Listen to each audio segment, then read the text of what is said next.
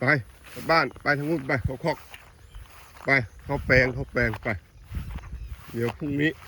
วันอะไรวะนะศุกร์มากินได้วันหนึ่งเนาะเราปล่อยตี 5อย่างเงี้ยเนาะกินได้วันหนึ่งไปกลับทางนู้นไปหาแม่ไปเร็วหาแม่ลงไปหาแม่ไอ้หนูไปหาแม่ไปกลับไปหาแม่พาแม่เข้าบ้านแล้วมา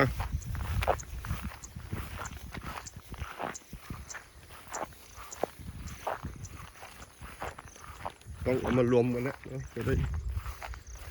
ง่ายอยู่คล่องอยู่คล่องเนาะยามันเยอะ